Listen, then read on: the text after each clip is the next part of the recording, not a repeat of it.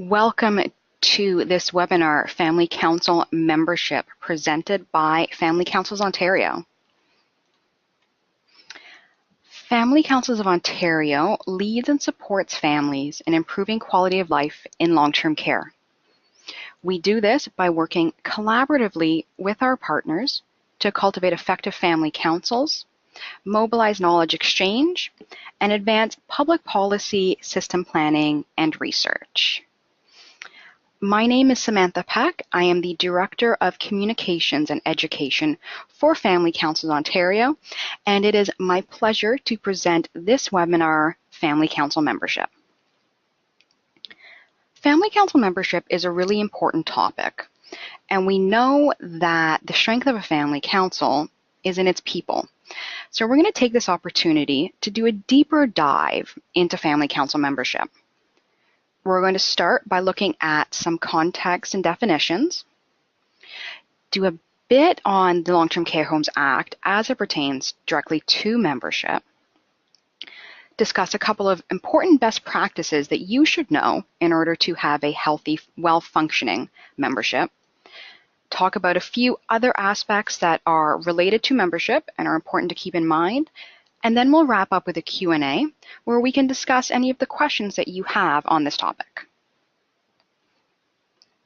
Let's start with some context and definitions to make sure that we're all on the same page. Long-term care is a changing landscape, and just to set the stage in which family councils act, in 2016, over 564,000 Canadians were living with dementia. When we look more specifically at long-term care in Ontario, 90% of residents, of those 76,000 plus residents, have some form of cognitive impairment. And so we know that the role of families in care is going to continue to be of the utmost importance to all of the residents living in Ontario's over 600 long-term care homes. And family councils play an important role in driving forward family and resident engagement, resident-centered care, and really supporting the voices of those who can no longer speak for themselves. And most of the time, that's done through a family council. Now, a family council is defined as an organized, self-led, self-determining democratic group composed of the family and friends of the residents of a long-term care home. So the members of that council are families and friends of those residents. Another important thing to keep in mind is that that membership has a constant ebb and flow. It's constantly changing. As residents are living in long-term care for increasingly shorter periods of time, you may find that members stay on the council for a shorter period of time, that they move on to other things if their loved one passes. Alternatively, we know that in some cases, members stay on for many, many years. And they may even stay on the council after their loved one passes. It's called continued membership, and we'll explore that in depth as well. But it's important to keep in mind that your membership is going to be constantly changing and shifting. What your council looks like today may be different from 6 months ago and may look differently in 6 months' time. So we're always going to want to be thinking about membership to ensure that we have a healthy, stable, and effective family council. Now let's look at the Long-Term Care Homes Act. And this is really, really important because membership in a council is actually defined in the Long-Term Care Homes Act.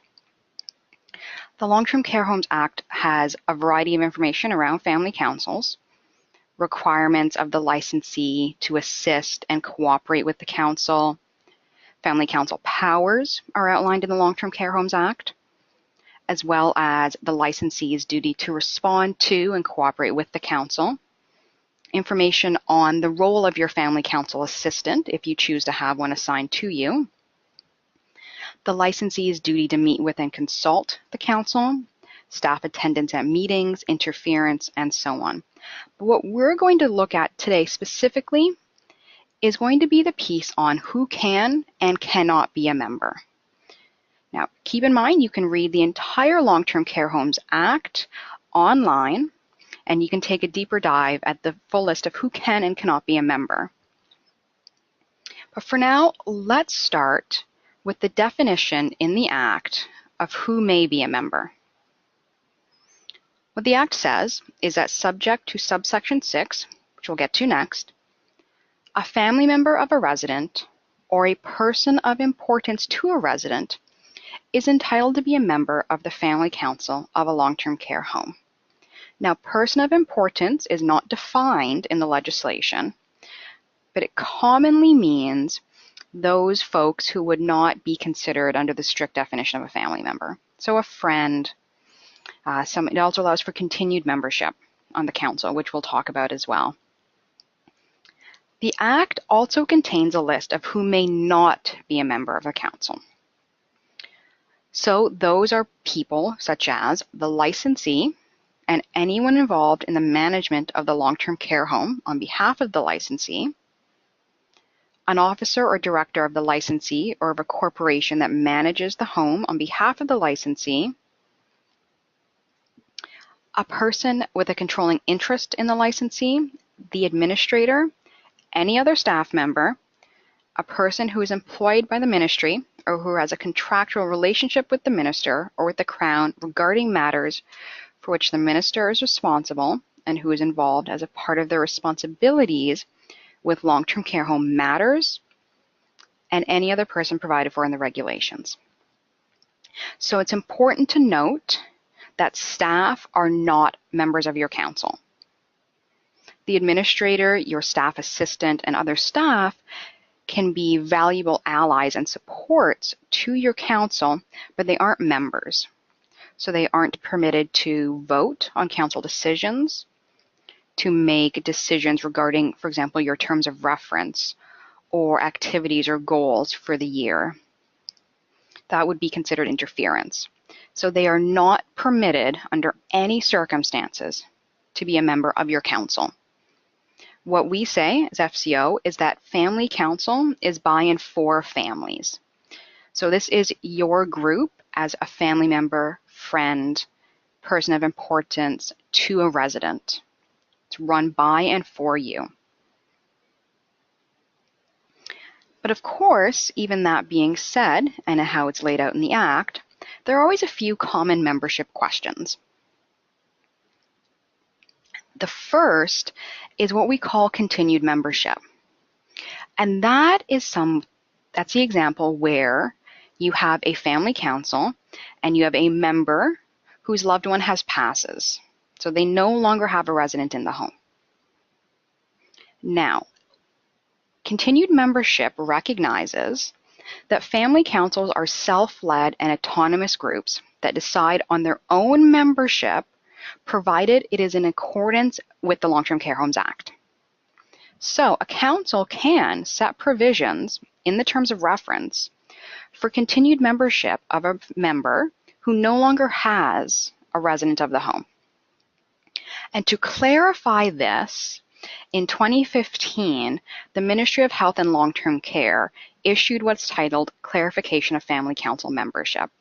And you see a photo of that document in the yellow box on the right hand of your screen.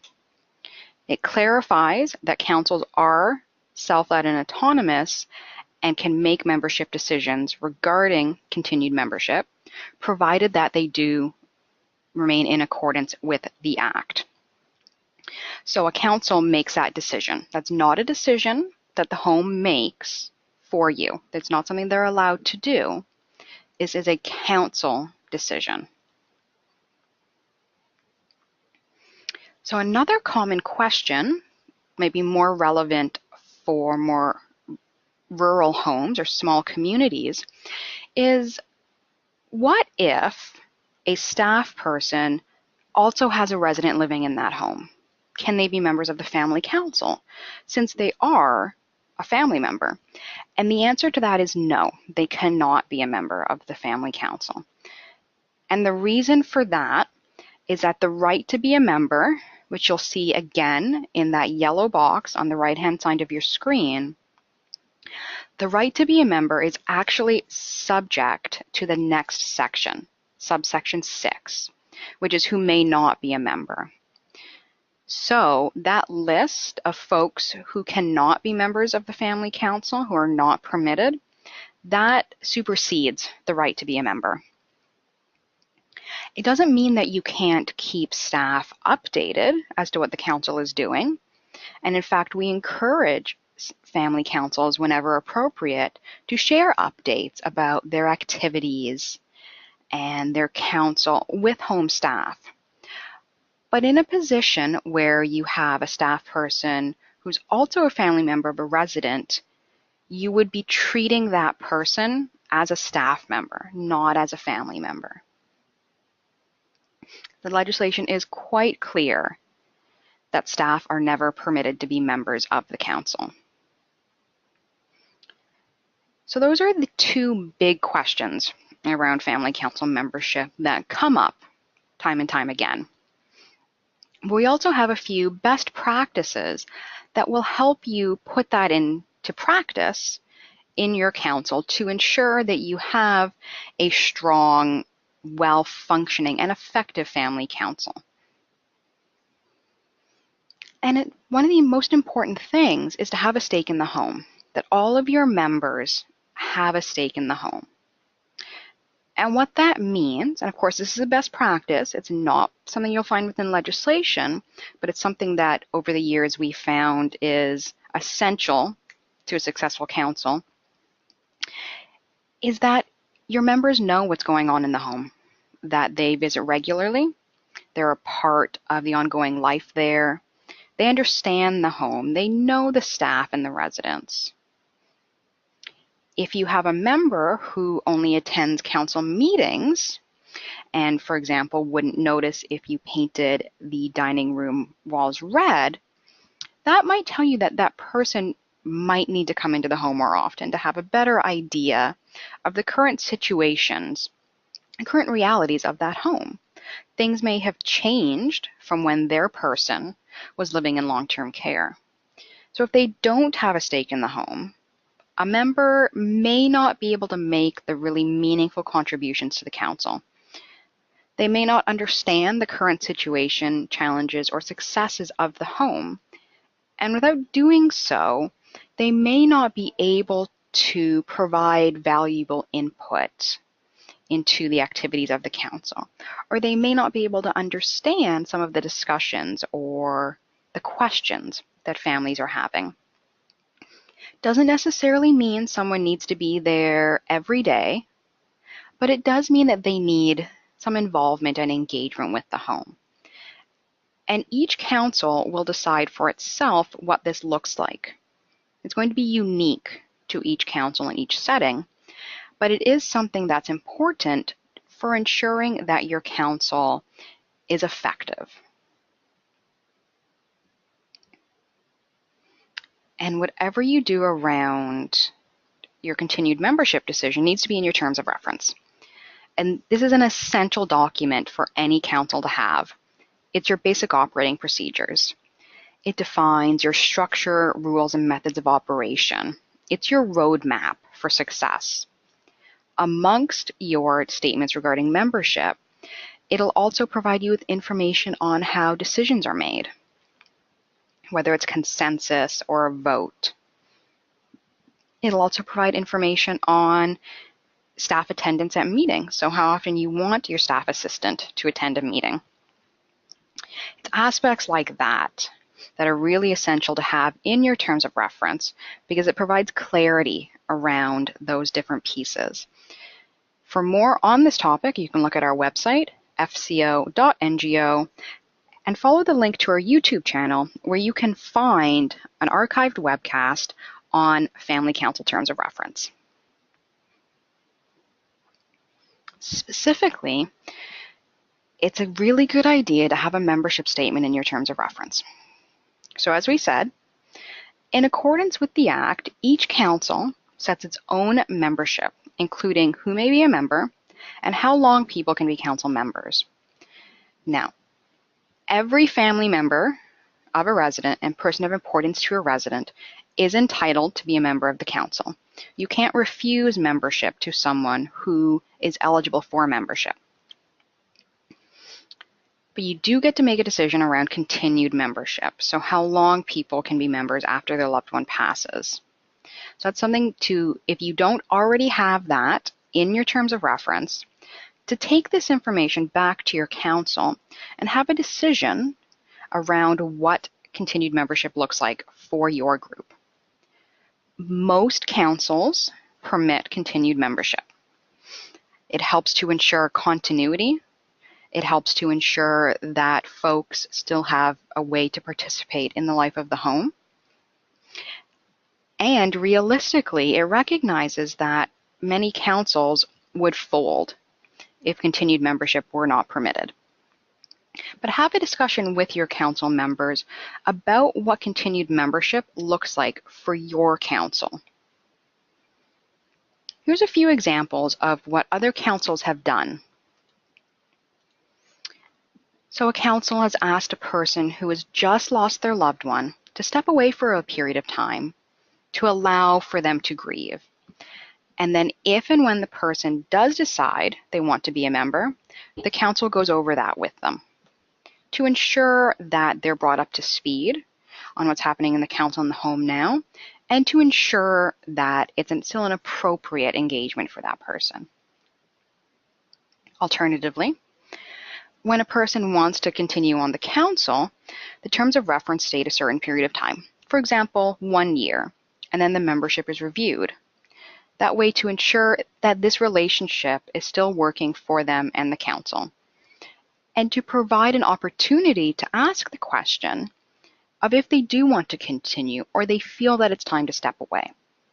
It provides space to have an open discussion around if this is still working for folks. Or an experienced council member could stay on indefinitely at the discretion of the whole council. And these are just a few examples of what councils have decided upon regarding continued membership for their group.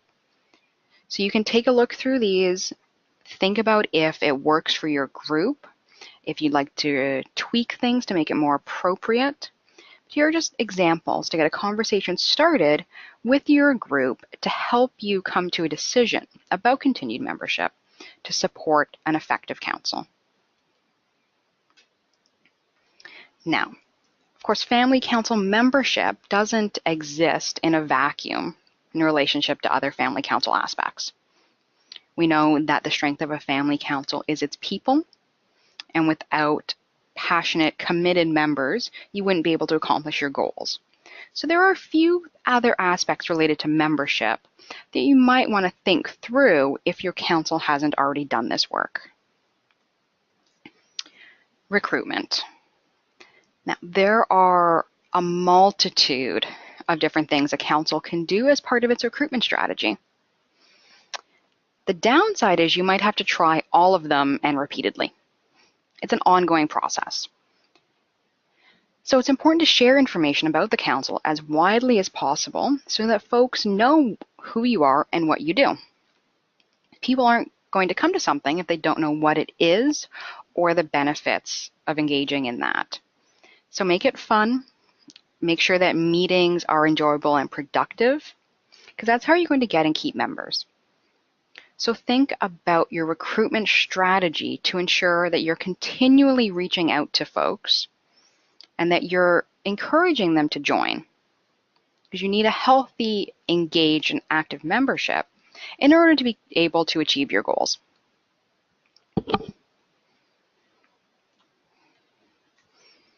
And a big part of that is actually what we call inspiring participation.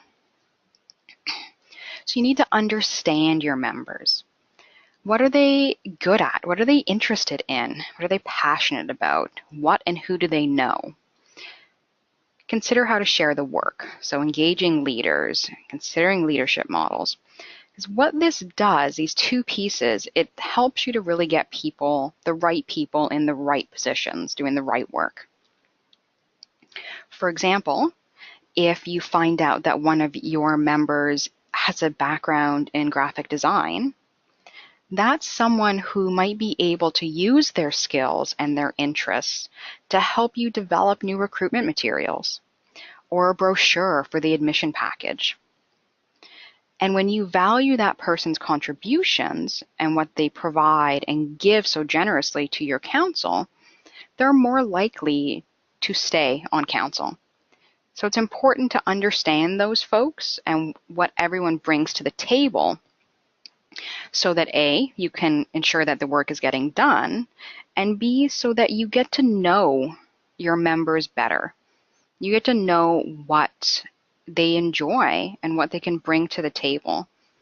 It helps to build a stronger team when you know each other better. And of course, if you know someone who makes the best cookies, then cookies are always a nice thing to bring to a council meeting, but you'll never know that until you try to understand your members better.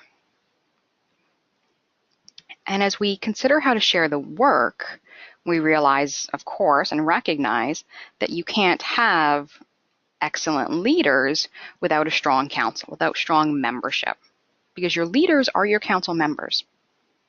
So it's important to consider how to engage those leaders and how to build up their strengths and abilities so that they can be effective in leading your group.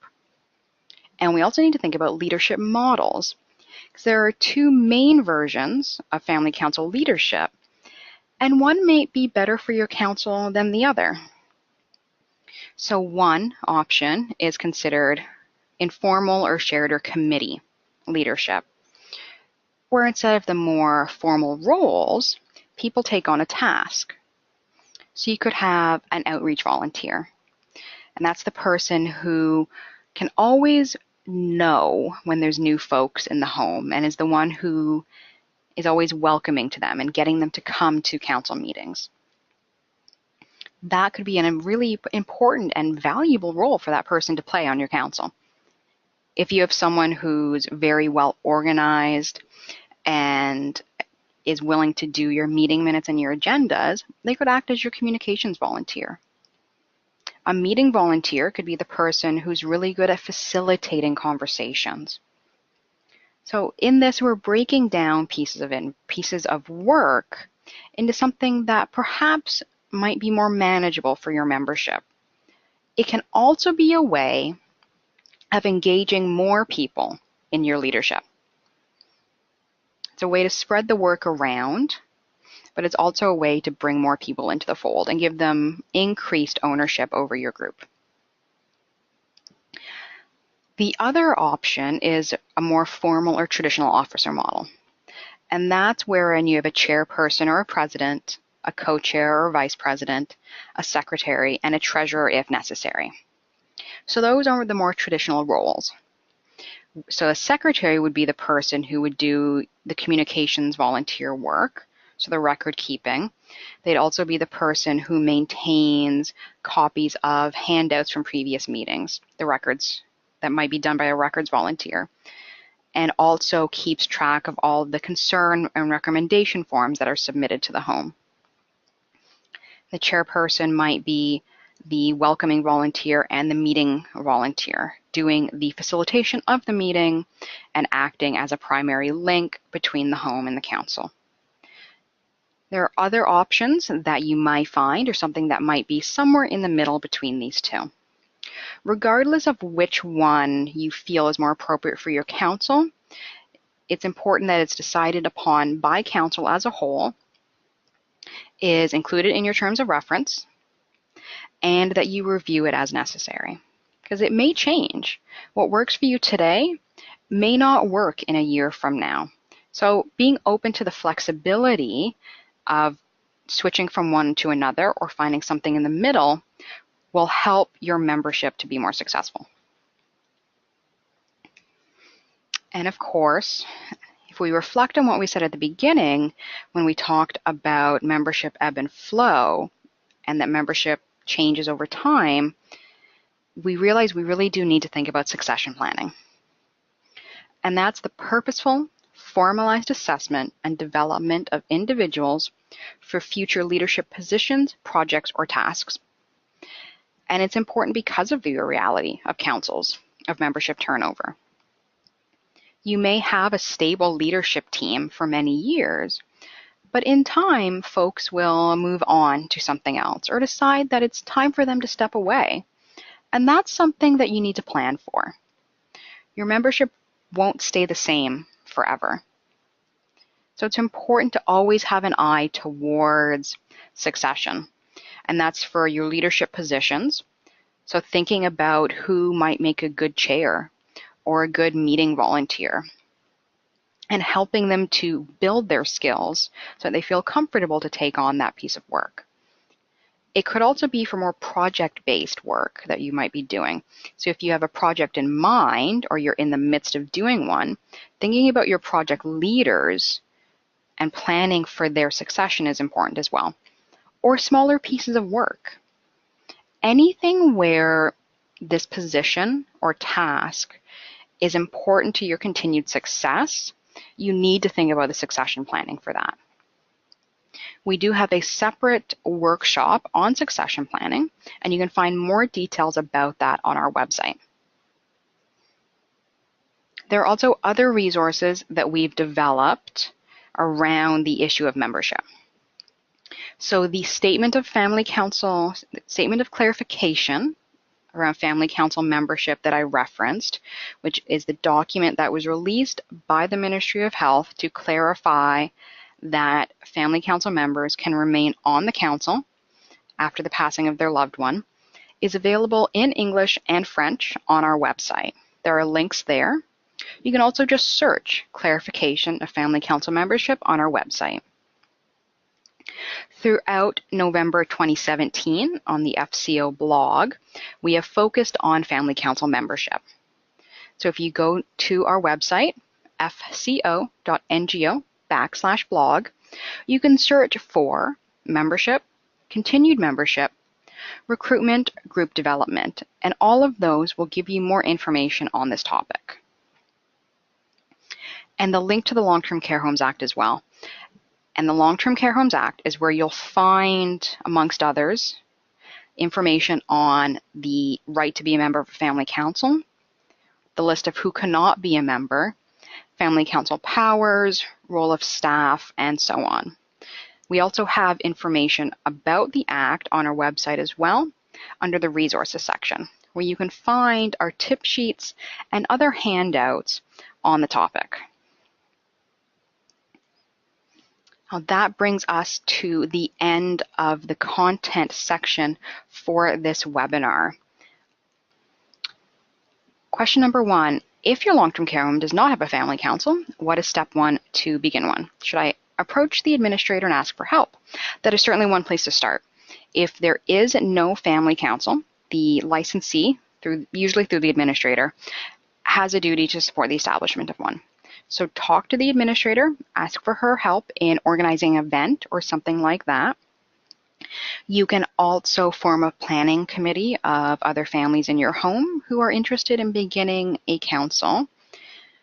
A good place to start would also be to look at the resources we have available on our website. So we have a family council introductory video that you can get on our YouTube channel via the link on our website, which is actually an interview with a real family council, a very successful family council, talking about what they've done. So there's our family council intro video called Together We Can Do Great Things.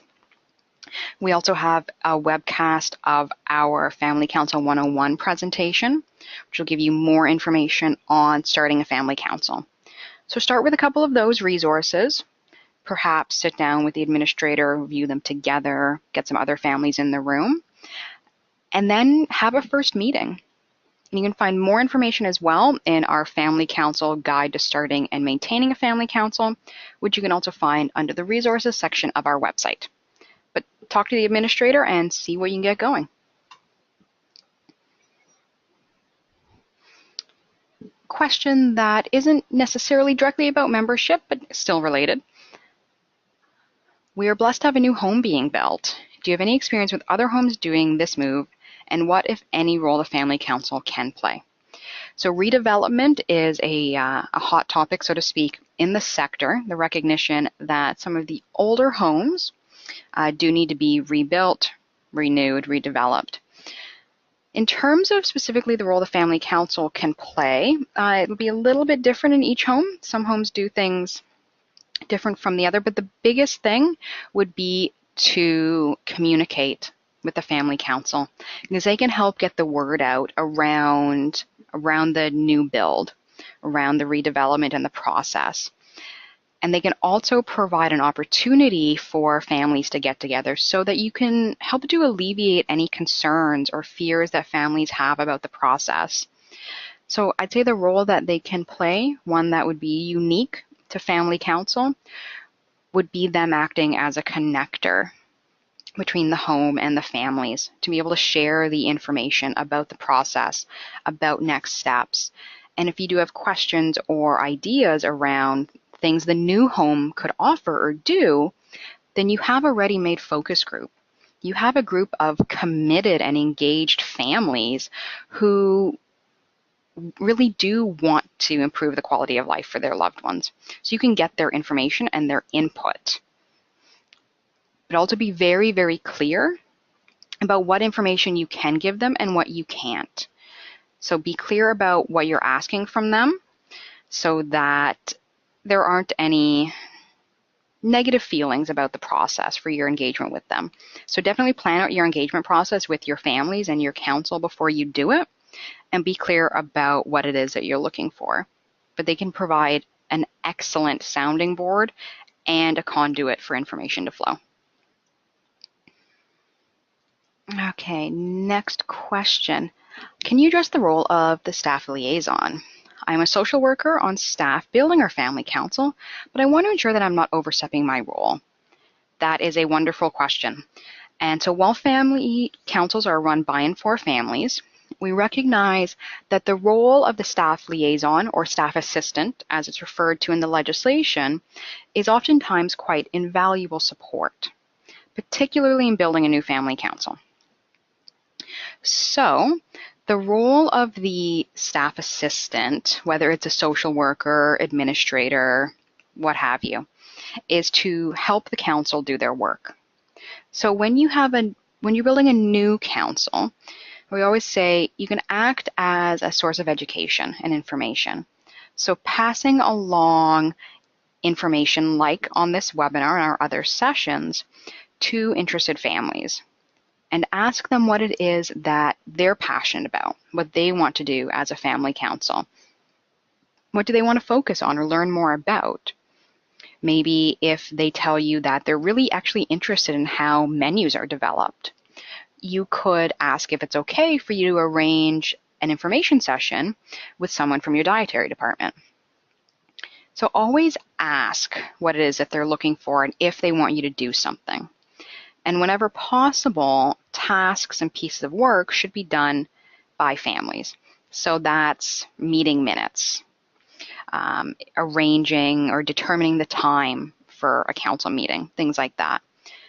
For more information, we have resources on the role of staff available from our website in the resources section, where it outlines what's appropriate support to give and what's inappropriate. So that way you can understand more about the role of staff so that you don't overstep. But fundamentally, it's communicating with your families and asking them what it is that they're looking for and checking in regularly to ensure that the help that is being provided or offered is appropriate for them. Another is hoping to do a membership drive that will begin with a tour of the new building, which would hopefully drive interest in forming a council. So that would actually be an excellent way to start, because whenever you have an opportunity to connect with families, that's a great place and time to tell them about a family council, to tell them about this incredible opportunity that they have as families of residents to play an active and engaged role in the home, and that there are powers that are given to these groups by law, things that they can do within the home. And this is also a great opportunity to share stories about what other councils have done. So we've got on our website our archive of newsletters that you can look through. You can also provide copies of our handouts that you can download from our website. So a membership drive with a tour of the new building sounds like a great opportunity to engage with families because you can answer their questions. If there's something that is really sparking a good conversation that they want to learn more about, that could be an opportunity to have a family meeting about that. And hopefully over time, that could morph into a family council where it's self-led and self-determining. Another question, it's about recruitment. It's one of our definitely top 10 is how to encourage or find family members who may be interested in serving on family council. So one place to start is to do a family interest survey because that helps to build your membership. We have samples of that on our website, and what a family interest survey is a survey that goes out to families, and it asks questions like, do you know about a family council? Have you ever been to a meeting? It also asks questions like, what do you want to learn more about? Whether it's something about the way the home works, so a particular department, maybe it's a health issue, so Parkinson's, Alzheimer's, dementia, end of life. Maybe it's more about the act or compliance. Then there's also questions about logistics. What's the best day of the week for you? Do you prefer evening or afternoon meetings? Things like that. So that's one step, and that's to get some data collection. So then you'll know, well, Tuesday evenings at 7 work for a lot of people, and those people really want to know about Parkinson's. So let's plan a Tuesday evening at 7 o'clock education session on Parkinson's. And that gets people in the room together. So the same idea as the membership drive and tour is you start with having a group of people in the room. And then you can talk to them about the importance and benefits of a family council and ways that they can get involved. If you already have a family council and you're looking to get more folks, then a personal invitation is always most effective. So your family council members could commit to everyone invites one new person to attend the next meeting. You can also do things like having a brochure in the admission package or at the first care conference. Some councils have done buddy systems. So if a new resident's family is interested in being connected with an established family council member, they can do some mentoring and some support. Also use your bulletin board, have educational activities. There is a wealth of ideas for what works for getting the word out about families and identifying and encouraging folks to attend. Okay, another question. The Long-Term Care Homes Act states that a residence is to provide a volunteer group. Is this something the Family Council could do if the homes program is less than effective? Family Council is different than home volunteers. They are not necessarily one and the same. So, specifically, Family Council members are not volunteers of the home. So, they don't take direction from staff. They don't, report to staff, those sorts of things. You may have Family Council members who are also volunteers, who are wearing two hats. And then in that case, it's really important for them to be able to distinguish between the two. But you can't create a volunteer program out of your council. They're not one and the same. If you wanted council support or information or input in creating a successful volunteer program, they could support you in that. But you can't morph one into the other. And to clarify, it's not Family Council that would be creating a volunteer program. Creating the volunteer program and having a volunteer program is something the home would do, not council. Council can support that in getting the word out and encouraging families to volunteer, but they're not one and the same, and Family Council isn't responsible for the volunteer program. Okay, this will be the last question. Are family councils entitled to see financial information of the home? There are certain things they are entitled to that you can find out more It's in the Long-Term Care Homes Act, so you'll need to review what's in there and ask your administrator. Or you can send me an email and I can provide you with the link for that. What if none of the council members do not want to take the meeting minutes? So I'd suggest A, try to find out if there's an easier way to set up meeting minutes. Sometimes people think it's a lot of work and they don't want to do it wrong. So if you can set up a template or something that simplifies the process, you might be able to find someone who's willing. If council chooses to do so, they could request that the staff assistant to council do the meeting minutes, but those would then need to be sent to council for approval at the next meeting. So it can be negotiated between the council and your staff assistant that they want and request the staff assistant to record and write meeting minutes, but they would still need to be presented to and approved by council before they are published. So that is an option, but I'd start with trying to find out if there's a better way to do the meeting minute process so that a council member is willing to take on that piece of work. We are going to wrap up at this point. We always like to leave a webinar or any other session with some tips for moving forward. So always stay positive. So even when things are perhaps challenging, there's always going to be an opportunity for improvement. So stay positive. Inspire participation. So leverage all of the many skills, resources, the passion, and the knowledge of the folks who are sitting around the table, and ask them to contribute to your council and say thank you. Engage them in the group. You're always going to have to be thinking about recruitment. It's an ongoing priority. To ensure that your council is strong and healthy, you'll need to always be thinking about new and different ways to reach out to folks, to let them know about the council and encourage them to participate. Evaluate regularly. To ensure that your group is running well and is working for folks, you need to ask some of those questions about that. So you can do regular check-ins at meetings, of just asking what worked well, what can we do better next time. And we also encourage you to do a formal self-evaluation each year. So to actually hand out a survey or something like that that asks people to evaluate the council and its functioning to make sure you're still meeting your goals and that your processes and structures in place are still working well. And consider connecting with other family councils.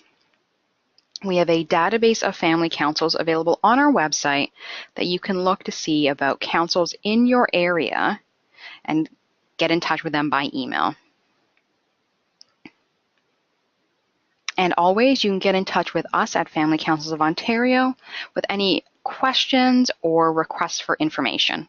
You can reach us by phone. We have a local and toll-free number. There's our website there. We have a wealth of resources on topics from starting a family council through recruitment, the Long-Term Care Homes Act, role of staff, and more. Also follow along with our blog, which is published weekly on Wednesdays. You can find links to that as well on our Facebook and Twitter pages. So my email there, once again, this is Samantha Peck, the Director of Communications and Education, and you can reach me at speck@fco.ngo with any questions that you may have. Then on that note, this webinar is coming to an end. So thank you to those who have joined us for the live webinar on Family Council membership. I'm going to end this webinar. So for folks attending live, have a wonderful rest of your day.